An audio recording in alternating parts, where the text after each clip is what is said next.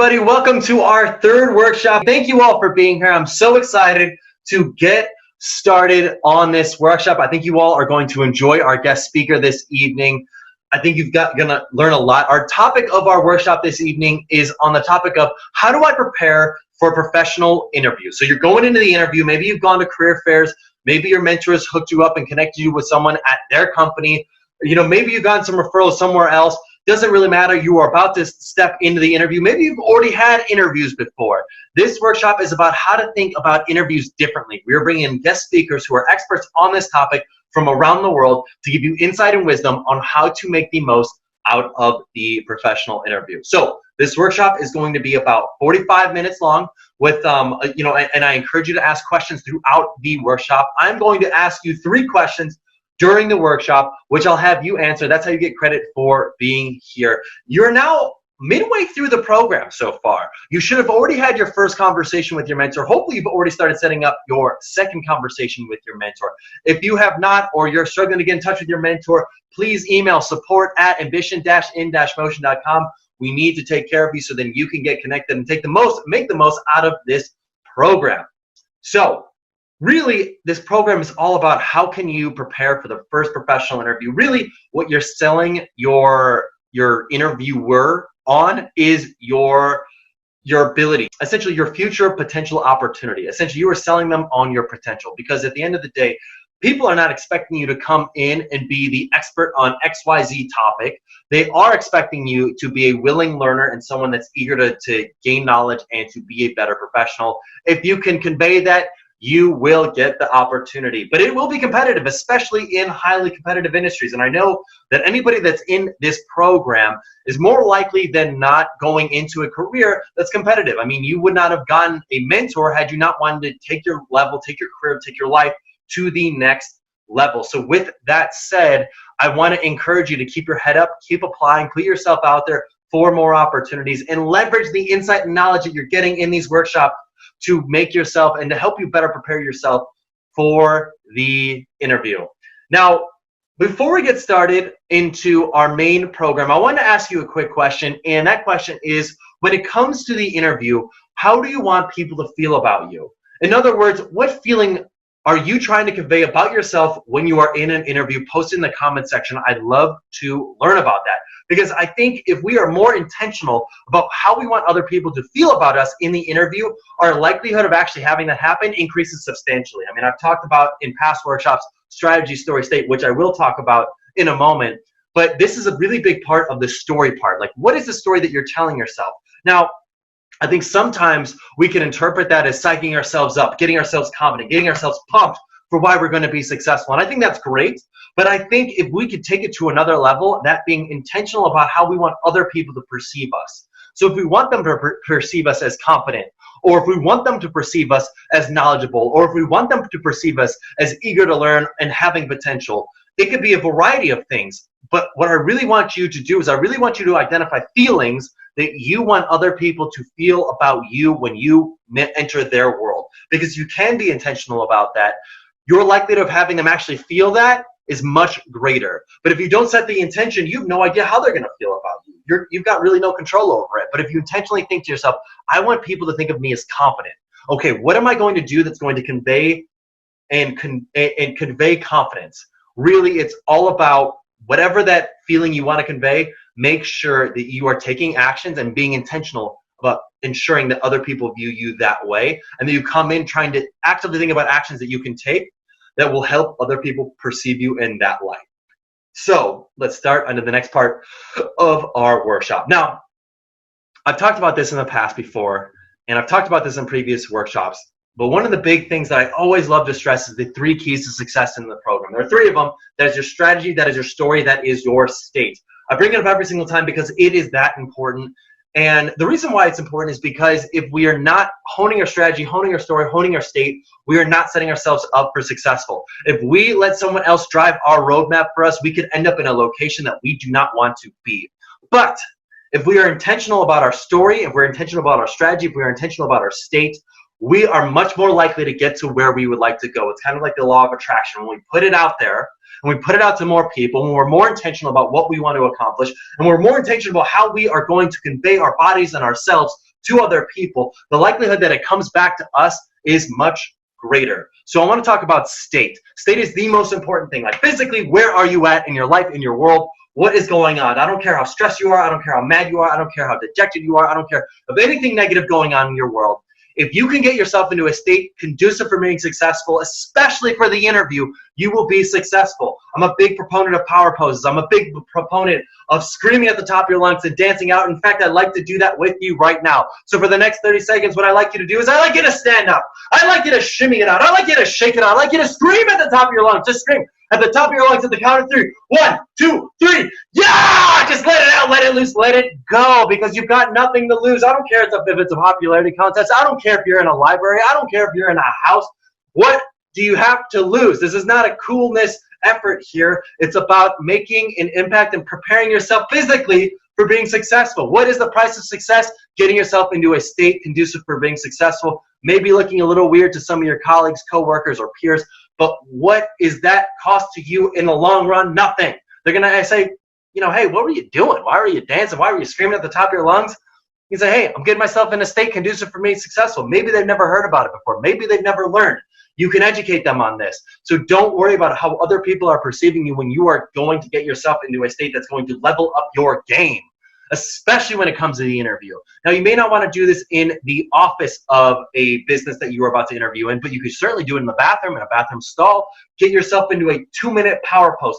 Stand up like Superman or Superwoman, or put your arms out like as if you're a star. There's a lot of things that you can do to get yourself into a state conducive for being successful, but you should be doing something, because if you're not, you are letting the way that other people perceive you essentially come up to chance. And you don't want to chance it, especially for the opportunity of a lifetime. And you have no idea which opportunity is the opportunity of a lifetime. It may not be this job. It could be the next one. If you make a positive impression in an interview and you may not land that job, that interviewer could have really loved how you interviewed, and that person may not be at that company for forever, or they might be, and they might come up with a new job. They might reach out to you personally to have you come and interview.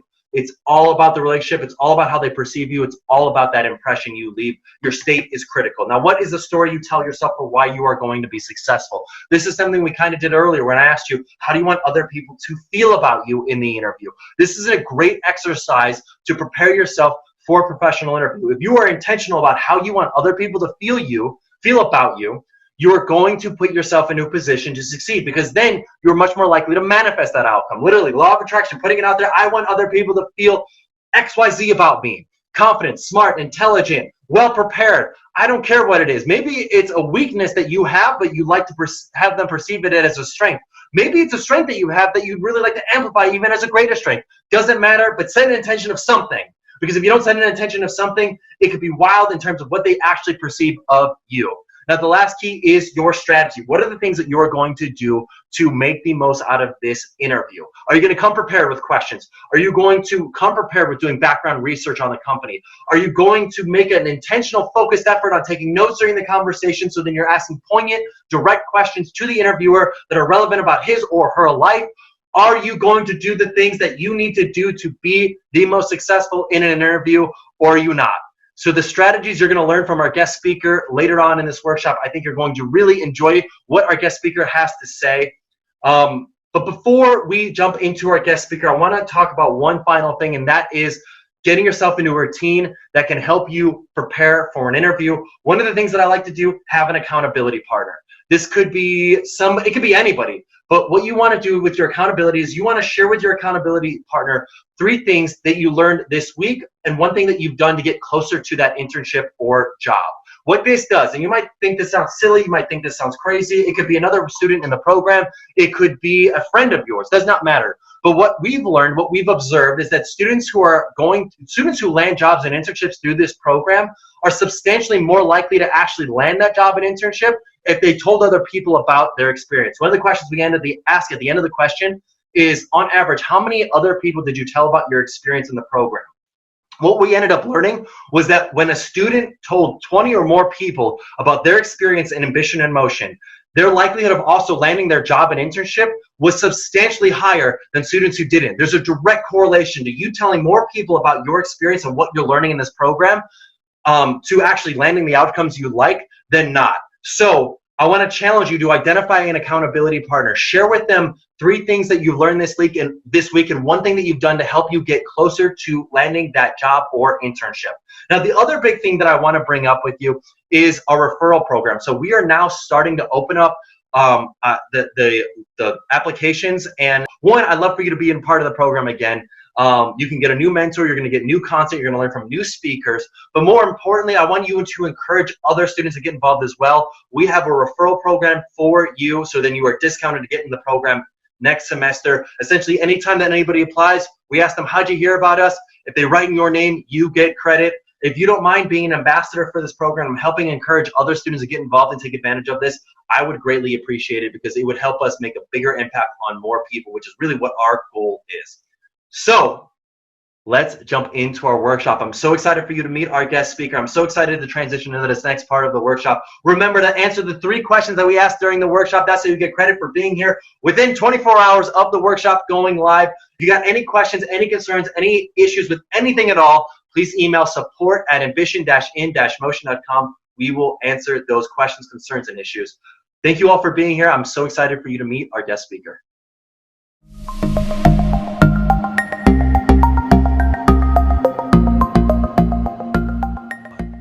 Hey everybody, welcome to our workshop this evening. I'm so excited to dive into the topic of how to prepare for the interview. So we're in this really interesting situation right now in the world where we are potentially interviewing virtually, which is unheard of. And the opportunity for us to pursue remote work from our interviews is also at an all-time high compared to previous years. And I would imagine that whether that be through your career classes or through your guidance counselors, like there's a lot of new information coming through about how to prepare for the interview that is completely deviated from the historical way that we've interviewed in the past. So for example, the handshake, is that as relevant now versus before? I don't really know, but we've got an incredible guest with us here this evening to help provide some guidance as to what we can do as students to prepare ourselves for that interview, for that internship, for that job. Christine Dolliver is here. She is our guest this evening. Christine Dolliver's mission and passion lies in elevating experiences, the employer brand experience, the talent acquisition experience, the new hire experience, the onboarding experience, the employee experience, and yes, even the offboarding experience. She believes that getting the people piece right in your organization means everything else will fall into place. Christine is currently the Director of People Strategy for Dealers Wholesale. Christine, thanks for being here. I'm really excited and I'm loving the energy that you're bringing, Garrett. What's up? Yeah. Oh yeah, I got to come with the energy. You know it. I mean, in the student section of this, I just showed them about strategy, story, and state. And state is just physically how are you coming into whatever you're doing. That plays a huge role in your ability to be successful in it. And so I always like to pound my chest, jump around, scream, and shake it out. It's always a goofy way of getting myself psyched up. But yeah, I love in the energy. But anyways, Christine, thanks for being here. I would love, maybe before we dive into your work with Dealers Wholesale, how did you get into this work? How did you get into HR? How did you get into this kind of field of just wanting to know about the interview and the work process and the human component of why we do work? I kind of tripped and fell into this really. So I majored in psychology and coming out of college kind of realized that I didn't want to be a full-time psychologist. And so I kind of dabbled in retail for a while. I got into retail management, really enjoyed that actually, just the people aspect and interacting and wearing a lot of different hats. And then I wanted to get away from nights and weekends. And so I took a desk job at Lincoln Financial Group, and it was soul stealing, sitting at a desk all day processing numbers and being treated like one of those numbers. So I was very happy when one of my previous managers called me back and said, hey, we have this opportunity for an HR supervisor. I know you've never done HR before, but I think you'd be great at it. You know, let me give you a shot. And I was like, okay, yeah, I've never done that before. And so I went to be the HR supervisor for 150 employee JCPenney store in Fort Wayne. And that's actually, that store is larger still than the organization that I'm part of today. Just enormous. And I loved it. I loved the interviewing. I loved getting to know the people. I loved the coaching piece of it. I loved the training piece of it and was like, okay, I think I found what it is I want to do with this interest in people that I've always had. Cool. That's awesome. And then that eventually led into more of HR roles and that sort of stuff. Yeah, well, everything happens for a reason, right? I worked for a few companies where I had pretty awful culture experiences. And so I started out in more of when I got out of the retail world, I went to work at the corporate office at H.H. Gregg. And so I was doing corporate recruiting, recruiting just for the roles that sat within the actual campus in Indianapolis. And I really, really liked that. I found myself really good at it. H.H. Gregg, of course, went out of business. And from there, I moved on to a role that was the first HR presence that a company of about 150 people had ever had. They'd been around for 16 years and we're like, okay, we've reached the point where we need somebody to do HR full time. And I was like, I've never done that before, but let me try. And I loved it. And they had a great culture. So I got a really good example of what a great culture looks like. That seems surprising to me, because I feel like if you're a company of 100, 150 people, it's easy for things to potentially fall off the rails. Like if you've never had an HR presence, I would imagine that there are potentially some inadvertent bad actors who, because there was no regulatory body to help step in, gone unchecked, there could be some issues there. But that's surprising to me that they had such a strong, well, I mean, it's also, it's a testament to their culture and how they were brought up. Oh, totally. And I mean, when I say great culture, I don't mean like their I-9 files were a nightmare. Like I had some messes to clean up when I got there for sure. But the people liked each other. There were great relationships internally. And they enjoyed being around each other. They had fun together. And because they had those personal relationships, each person pulled their weight because they didn't want to let the people that they liked down. And there was this element of trust that I saw early on that was like, okay, these teams that have this, these teams do work, like they get stuff done. And then that company was acquired by a large soulless financial corporation 800 miles away. And I saw that start to die. I saw that same experience that I had at another large company where people started to be treated like numbers, and suddenly things like policy and compliance were more important than the people themselves. And don't get me wrong. About that for a second. Sorry for interrupting. I'm fascinated about this topic and this logic. So I think a lot of students here are looking at, and we see this more and more, there's all this merger and acquisition happening, whether it be startups that are acquired by another company or that sort of thing. And you see a great culture sell to a company that's got a horrible culture. And the question is why? And I mean, sure, the money might be there, but the whole genesis of the culture itself was never built on the money. So where does that switch in the mind of the owners? Like, I just love to learn your perspective on that, because I mean, you're describing like you got a great culture and then all of a sudden there's a soulless company out 800 miles away. Like if you really cared about the culture as an owner, why would you even entertain the proposition of putting your people through that? I mean, I can't speak from experience, right? I've never sold a company, but I have theories. There may come a point where it's just, I'm ready to get out of this. And it isn't about the money, and they care about the people, but they think they're leaving those people in good hands. I think many times that corporation comes in and says, oh, we're going to change nothing. It's going to be business as usual. And that they don't necessarily live up to that promise.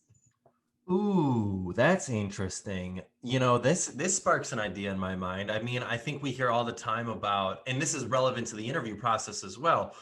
We hear all the time about companies when they're going to purchase another company, due diligence, which is always insinuated as the acquiring company doing due diligence on the company that's about to be acquired. But it almost makes you think, should the amount of due diligence that one is doing the other way, should that be reciprocated back? Like, should the company that's being acquired do their own due diligence about the acquiring company just as much as the other way around? And yeah, go ahead. I mean, I think that would be fair to say. Like, before I say, yes, you can buy my company, I want to know how you run yours. I want to know how you treat your people. I want to know what your processes look like. Not necessarily, I want to see your books, right? Like you would in the due diligence the other way around, but more so, I want to talk to your people and see how they feel about you. Yeah, I mean, that's 100%. I mean, shoot, when we think about the interview process, we think like, okay, the company's interviewing the candidate, but we're preaching so much now. Hey, as a candidate, you should be interviewing this company just as much. And I think that probably should go for all relationships for that matter. Like, no matter who you are, no matter where you're coming from, the more we condition ourselves that one person's on a pedestal or one entity is on a pedestal, the less equitable that relationship is likely to be, right?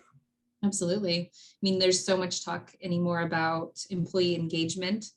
And engagement is a big word. Like, if we're getting engaged, that means that we are making commitment to one another. It's not one way. Mm. Mm. Yeah, that's a really interesting point. Okay, so put yourself in the shoes of a student. They're about to apply for some jobs. Mhm. How can, when it comes to the engagement component of it, how can they mentally prepare themselves to be engaged for a company? Because I think part of that success is the narrative you tell yourself for why you will or will not be successful. And if you don't have a narrative, you're potentially subjected to wherever the tide takes you, or really not even the tide of the company, but like the tide of the select 2 or 3 people you interact with most at that company. Mhm. Well, I mean, you said it, it's doing due diligence, before you go to the interview, you should be researching that company as much as you possibly can. I recommend not only visiting their website, learning about their history, seeing who the executives are, that kind of stuff, but go see what the internet has to say about them. Like, check out social media, because a lot of times you can get a feel for the company culture from there. What are they doing with and for their employees? And visit Glassdoor. Like, as an HR professional, I take Glassdoor with a grain of salt because it's a little bit of the bathroom wall of the internet. But if you sense a pattern in these reviews, then there's probably some truth there, right? And then don't be shy to ask about it. In the Glassdoor reviews, I saw X, Y, and Z. I was just wondering if you could speak to that, or what you've done to change that kind of thing. And I look directly into, who am I going to be interviewing with? If you know you're going to be interviewing with Garrett Mintz, let's go find him on LinkedIn. And oh, look at that. We went to the same school. There's something that we can talk about so that I can get to know this person on a little bit more of a personal level during the interview, so that it's not just a transactional sort of conversation, but more so we're getting to know one another so that I get a sense for, do I actually want to work with you? I love that. I think that's really interesting. I also suggest this idea of doing an informational interview, if you can, with somebody at the company that's in the role that you're applying for, or that's in and around the role that you're applying for. Mm-hmm. But sometimes when I hear about those informational interviews, it's very fluffy. It's very like, oh, what's it like working here? All these sorts of things. What are questions that students can ask that are not abrasive, but it gets to the point of what the culture is like, without without offending anybody? Like, we don't want to offend anybody when we ask a question that gives us an idea of what somebody's culture is like. But I feel like I've heard the cop out, like, oh, could you tell me a little bit about your culture? And it's the default is, it's great. Yeah, we like each other. It's like, I feel like that's a bad question because it's so broad. Is there a way that we can like fine tooth that, or really hone down to get an idea of really what the culture is actually like? One of the questions that I get a lot that I think, if you get the right person to answer it, someone who's going to be authentic, asking them, what keeps you there? Why do you continue working at Dealers Wholesale? I've also, and you got to kind of have courage to ask a question like this, but you can ask, what's great about working here? And then ask the opposite question. Like, all right, what sucks about working here? And there might be a more diplomatic way to say that depending on the person that you're speaking with. But if they've got a culture where you can ask that kind of question, then you can just ask that question. Like, if you were to leave tomorrow, what would the reason probably be? I love that. And it's almost like that's a suss out question too, because if you ask the question like, what sucks about working here? If they are offended by the fact that you would ask a question like that, it conveys to you, that's an answer in and of itself. It's like, Yeah. okay, this culture values secrecy. Nobody talks about anything to anybody because nobody feels comfortable with the psychological safety here. And that is a really critical component to it. Um, I loved the other question that you suggested as to just what keeps you here? What keeps you at the company? Because that answer also shares a lot about you. If it's like, hey, this company allows me to provide for my family and, maybe that's okay. This company's got work-life balance. Maybe it's this company allows me to grow and gain new leadership skills that I would not have had at other companies. Okay, cool. Maybe there are opportunities for growth, or maybe they're just passionate about the mission of what they're doing and why they're doing it. Mm-hmm. Exactly right. But I also think just only going to one person would be too small of a sample set to really get a full picture of what the culture is like. I mean, you might not be able to do multiple informational interviews with other professionals at the company. If you can do one, that's incredible. But if you can do multiple, that's where you can really get a broader spectrum as to like what it's like to actually work there. And look for those themes and commonalities with the stuff that you've seen online. And you're likely to have like multiple touch points. You're likely to have an initial screening interview with someone like me, and then a Zoom interview or an in-person interview with a hiring manager. As many people as you get to talk to, ask them those same questions. This has almost sparks an idea in my mind, and I don't know what the appropriateness level, this might not be an appropriate question to ask, but I feel like it's worth putting out there. Would it be appropriate for an applicant in an interview to ask the interviewer, would you be all right if I spoke to 1 to 2 other people that work in the role that I would be applying for, just to get an idea of what they are feeling about the work itself? I think it's appropriate to ask. And I mean, to your earlier point, if they say, no, I'm not comfortable with that, then that's also pretty telling. Like, okay, what are you trying to hide? What don't you want me to hear? Yeah, I mean, I feel like it's kind of like a reference. If you ask me for reference people that you can call to kind of get an idea of what my character is, like, why can't I talk to people who are in the role that I'm applying for? I think that's a really interesting idea. I feel like I've not heard anybody do that before. And as we're talking, I'm almost like just, free brain thinking right now. But I think, why not? Like, that's the easiest way to do it. And if they say no, like to your point, it shows a lot about the culture. And if they say yes, it creates multiple touch points and it ingratiates you into their culture a little bit, because you're now building a relationship where probably no other student's going to ask that question. Right. Many companies will do a peer interview too. So if you get the opportunity to be in a room with people that are in the role and are already doing the job you're going to be doing, you have an opportunity there as well. What if somebody, if you ask that question, like, hey, would you be all right if I interviewed somebody who's in the role, and they say, well, we'll do a peer interview, we'll have it like that. Would it be all right if the follow-up to that was like, hey, if you're okay with this, I would love for it to be one-on-one and not really in like a environment where, things are monitored. I'd rather just have a one-on-one open dialogue with somebody. Is that something that you would be all right with? Is that an appropriate rebut to ask, you think? I don't see why not. Yeah. If someone asked me that in an interview, I would certainly be taken off guard because no one asks it, but I'd be like, yeah, I don't see why not. Cool. No, that's interesting. That's really interesting. I'd love to take a moment to ask the students a question. What is, like, have you ever done anything? What was the most kind of off the wall thing you've ever done in an interview before? And maybe you've stuck to the book where it's like handshake, eye contact, resumes. Maybe you tried something slightly different. I'd love to learn, just in the comment section, have you tried anything that was unique or different, kind of like what I just proposed to Christine just now, in the interview process that you've done? And even if you haven't, what is the most interesting interview that you've ever had? Post in the comment section. I'd love to learn about it. So Christine, let's talk about the interview process.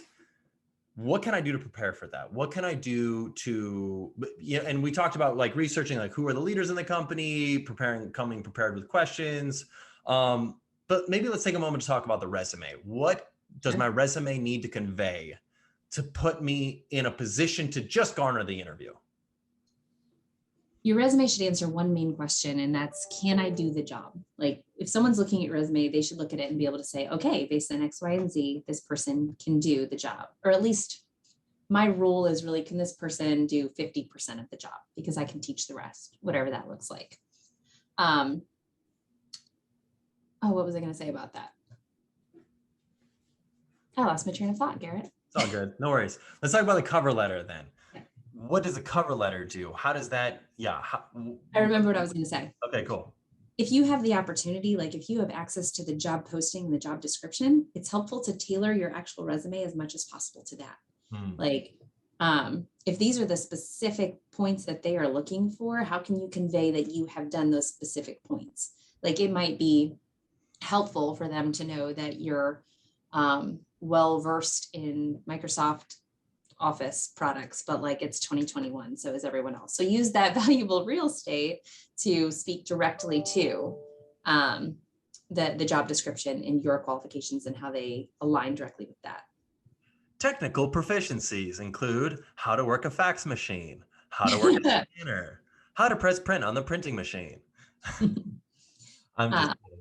Cover letter, you were saying. Yes, cover letter. Please tell me more about that. Oh, yeah. So the cover letter is good for a couple of things. One recommendation is make sure that you do tailor your cover letter. You wouldn't believe how many of these I get that are like, "Dear Mr. Smith." And I'm like, you made this cover letter for another company. Got it. I can see how badly you want to work here. Or I cannot wait to be a welder with your company. And I'm like, you applied for forklift driver. Like,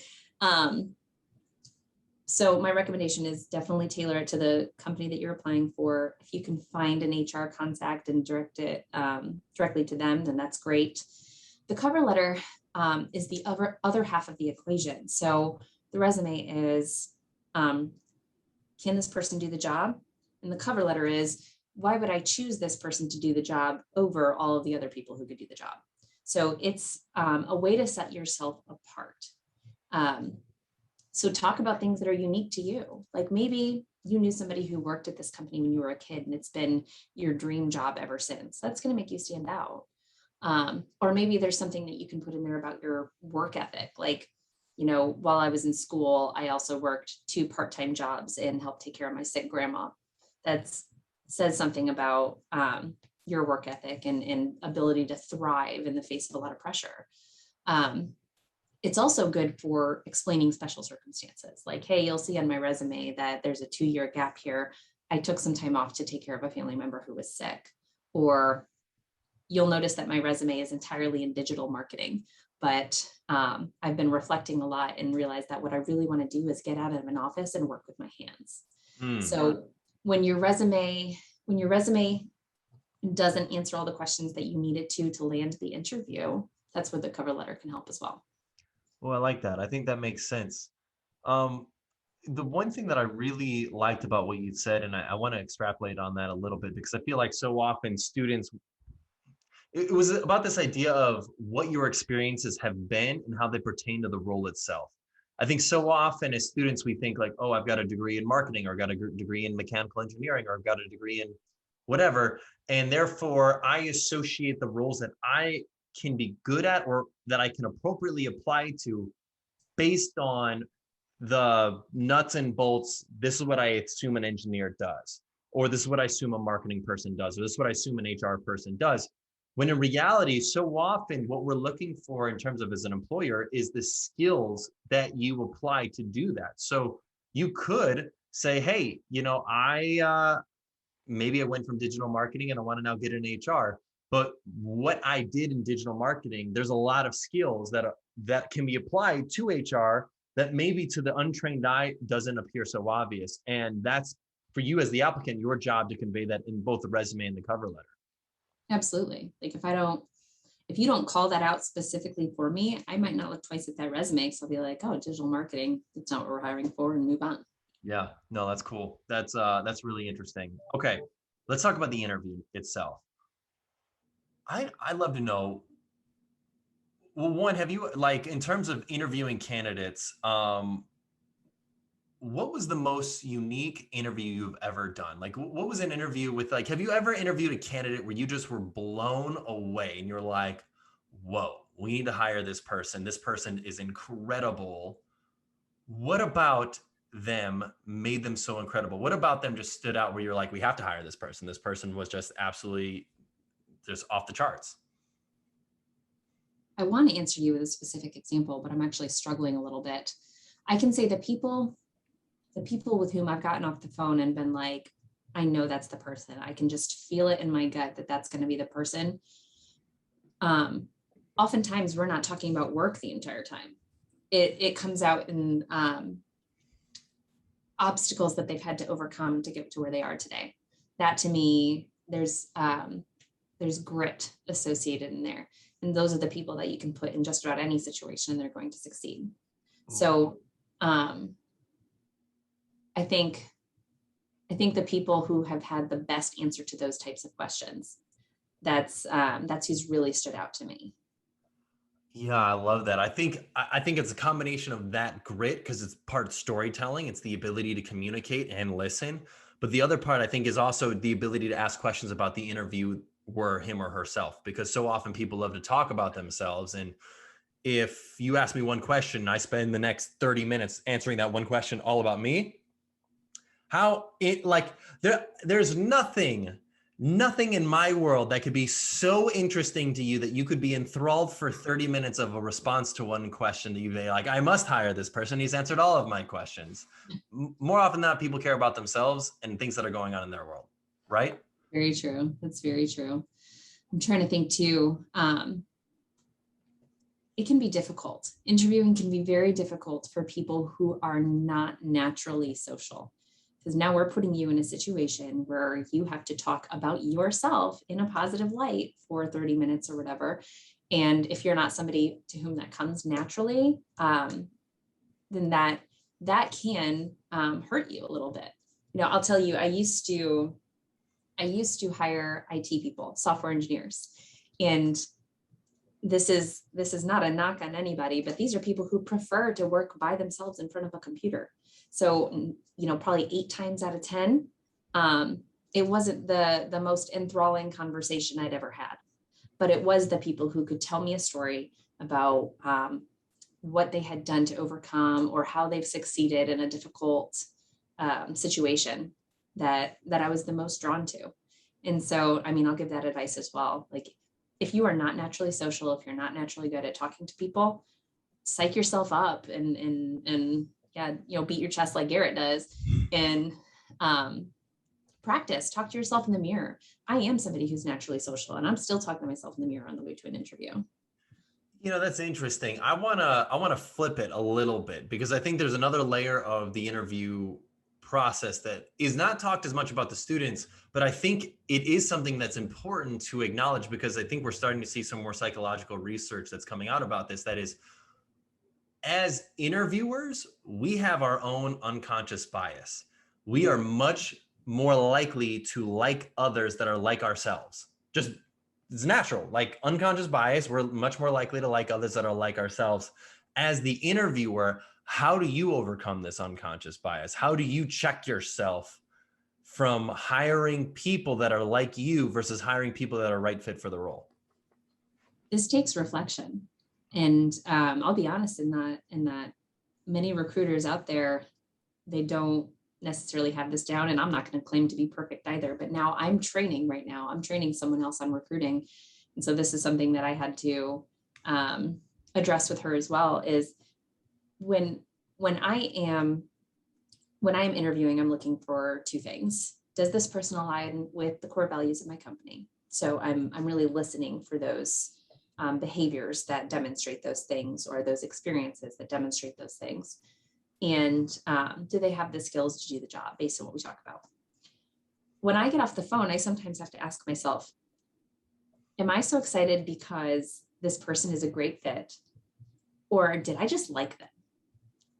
And that's something that I have to deal with from time to time, is that person, they did align with our core values. Okay. I just didn't like them. And, but if that they check all the other boxes, then I need to ignore that one.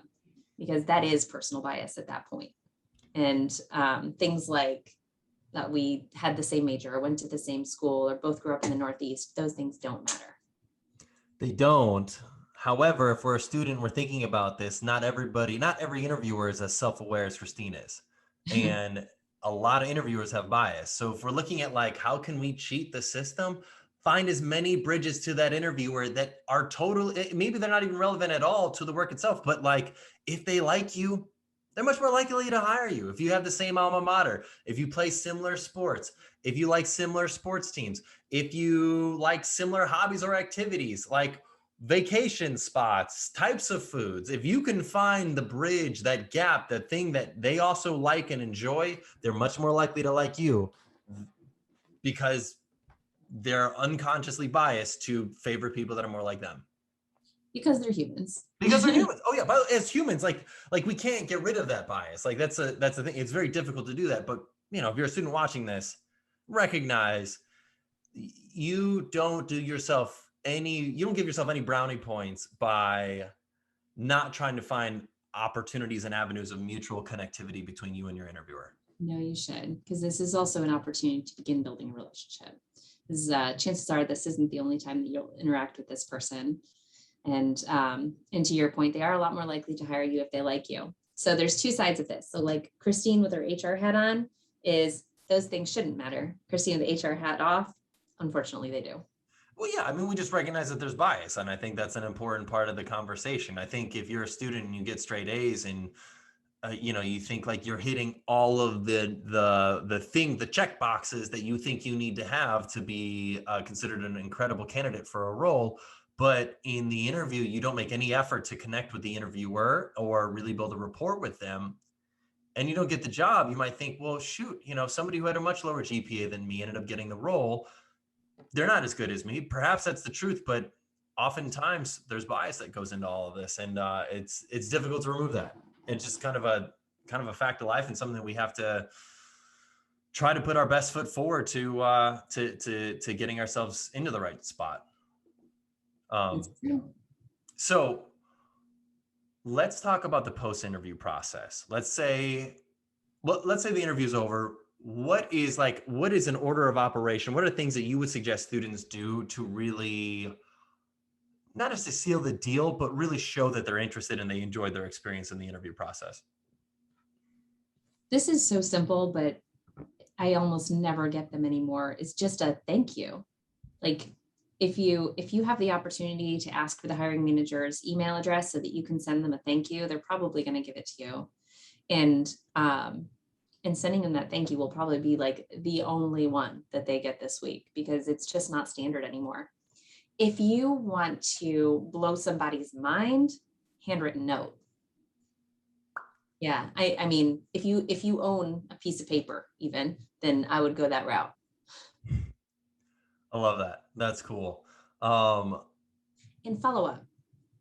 That's the other thing is there's a lot of times that I speak with a candidate and while I'm going through other candidates and scheduling interviews, I may never hear back from them before it's time for me to say like, hey, thanks, but no thanks. The candidates who follow up a few times, I feel, okay, this person really wants the job. And that excites me as an interviewer. Like, I don't want the person who's applying here because they need a job. I want the person who's applying here because they want to work here. So show me you want to work here. And that's a really good way to do it. Now, there is a difference between following up, in a pleasant way. Oh no, sorry about my phone ringing. It's all good. There's a difference between following up in a pleasant way and borderline harassing. Like if you called and sent an email and you haven't heard back yet, that doesn't mean call an email again. It means give them a few days. They've got a lot they're sorting through. That's good to know. So I'll take it you've had a scenario where somebody called you and then later that day also called you again. Yes, accurate. And it's like, dude, I plan to get back to you. Good to know. That's very good to know. So I'd love to take a moment to ask the students a question real quick. What is your and maybe you don't have a post-interview process, but what is your post-interview process? Post in the comment section. Like if you didn't have a post-interview process or like order of operations of things that you do, what is it now? Now, after kind of listening to Christine, just some of her suggestions and thoughts, what do you envision as your ideal post-interview process, things that you will do to more or less seal yourself in the mind of that interviewer? Post in the comment section. I'd love to learn about it. I love the handwritten note idea. I think that's great. Now, let's say we got an offer. Let's say we have an offer and we're waiting to hear back from a couple more people.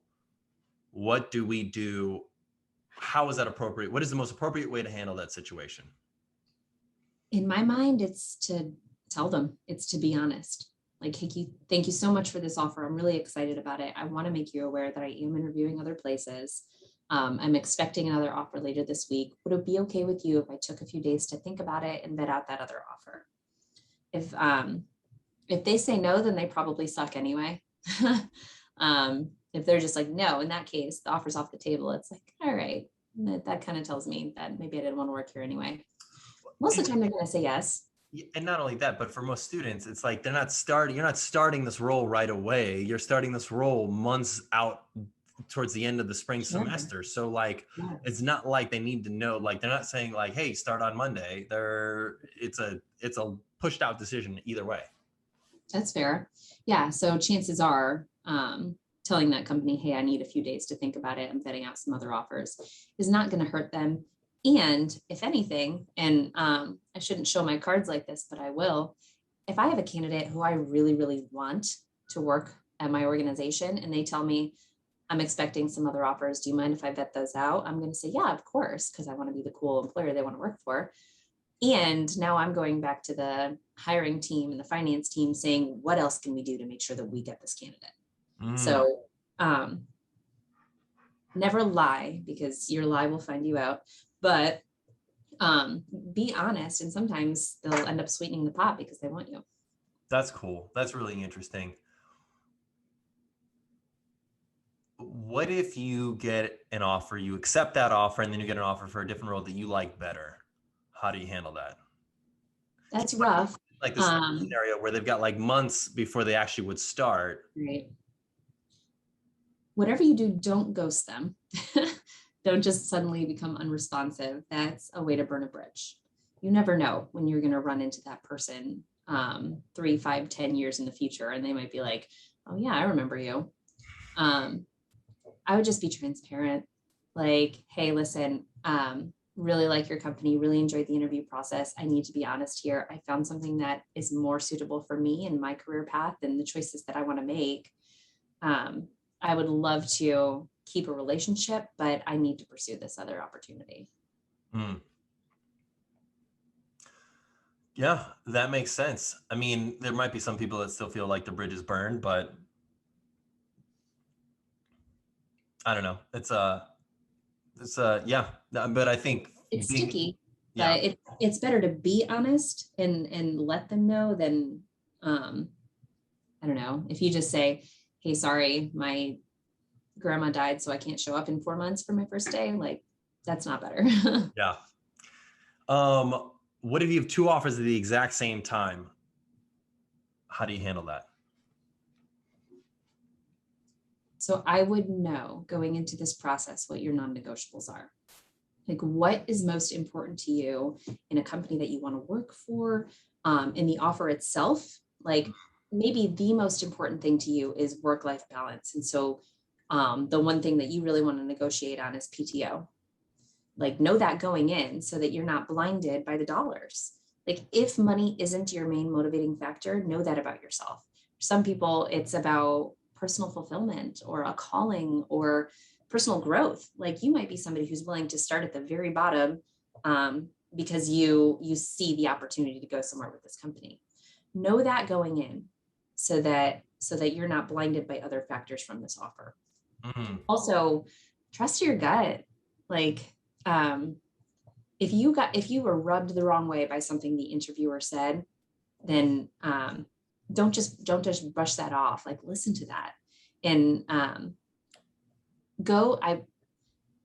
everyone has to make decisions for their own personal situation. But in my mind, work for the company you want to work for, or which one are you more excited about? Which one are you excited to go tell your parents and your family, this is where I work now? And know those factors, know those things that are important to you, and just listen to your gut. I love that. I think that's great advice. I love to ask the students a quick question. What are your non-negotiables? Post them in the comments section. I'd love to learn about that. It makes me think of, in the book, in Sheryl Sandberg's book, what is her book? Lean In. Lean In. Thank you. She talks about this time she moved to San Francisco, and she had just come from being a political something in Washington, D.C. She was like an aide or whatever, and she'd really worked up the ranks in the political sphere.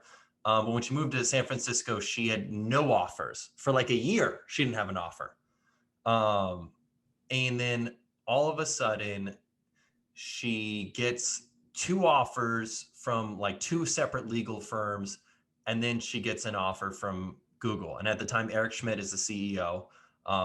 And what she did was really interesting. She gets the offers and she goes to Eric Schmidt and she says, hey, here are the offers that I have. You know, here are my pros and cons list. You know, could you help me make this decision? And Eric just goes there and just kind of says, hey, like, I love the pros and cons list. I think it looks great. But if somebody offers you a ticket on a rocket ship, you don't ask which seat, you just get on. Right. And I think that's a cool way of looking at it. I mean, I think, I think so obviously Sheryl Sandberg took the job at Google and now is the chief operating officer for Facebook. I mean, it's pretty cool, her own career progression and trajectory. But the point is that she ended up choosing a role in an offer, not about the money, but about the opportunity. And I think if you're a student and you're in a position where you're about to grow and get to a new level with your life and career, I think it's probably really critical that you really assess the opportunity over the cash. Yep. You know, when I'm reading a book right now called The Servant. And one of the things that he says in there is there's some survey done on people on their deathbed. The number one things they say, like, they regret. And one of them is, I wish I had risked more. That's cool. That's awesome. That's good to know. So students, if you're listening out there, if you're risk averse, when you're younger, you might as well give some new things a shot. What do you have to lose? You know, maybe a little bit of time. You know, you can always work back to another scenario. Life is not a linear line.